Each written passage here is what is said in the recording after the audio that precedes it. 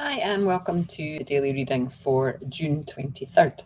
And as every day this year, we're reading from Jesus Calling by Sarah Young, Enjoying Peace in His Presence. So we're kind of exploring my relationship with Jesus and God this year, or I'm exploring my relationship, and in the hope that other people will decide to do some spiritual exploration of their own. So here we go, June 23rd. Let my love stream through you, washing away fear and distrust.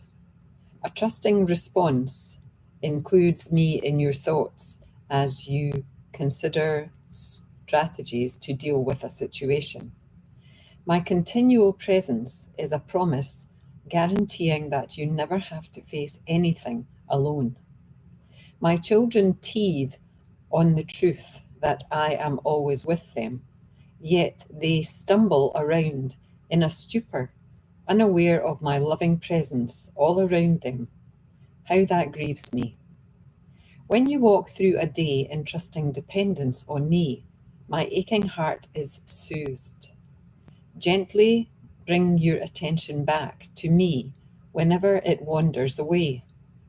I look for persistence rather than perfection in your walk with me. And this ties in with Psalm 52, verse 8, Deuteronomy 31, verse 6, and Ephesians 6, verse 4, I think. My eye doesn't want to pick that one up.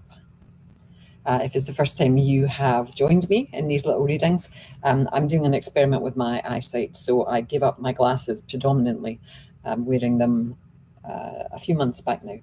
And I'm trying to use them as little as possible. So when I do these readings, I don't wear my glasses.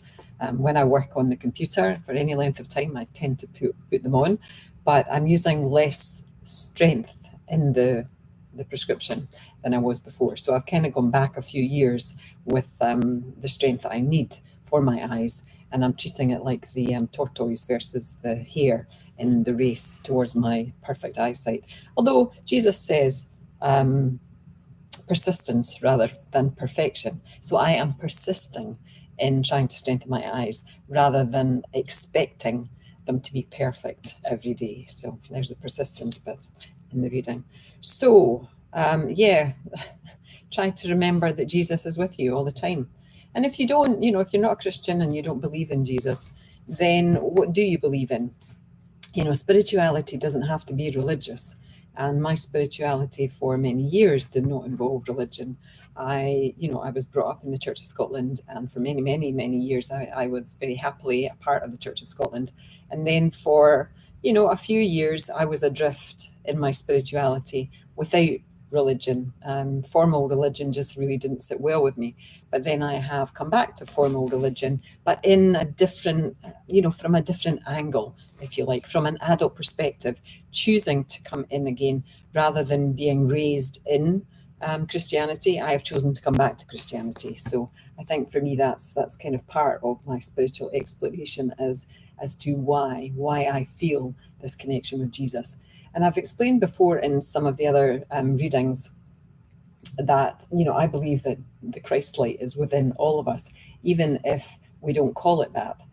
I think that there is this spark of life and love that is at our core, which you might want to call your soul if you believe in a soul.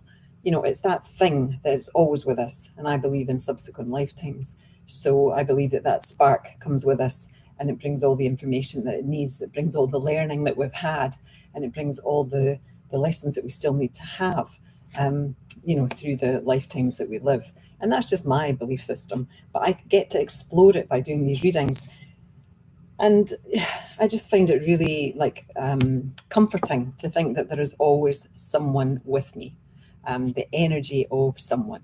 And I think when I think of Jesus, Jesus is within me. So when I'm doing my meditations, I try to look inwards because my answers are all inside there rather than out there. But I still will ask for help out there because I believe we're all connected and all the energy is connected to my energy. So, I kind of do it both ways. I'm asking myself for inspiration, intuition, and help, but I'm also asking outwardly for that help and intuition. So rather than stumbling through your day, maybe try and remember that there is an energy that you can tap into, whether you want to call it Christ or not.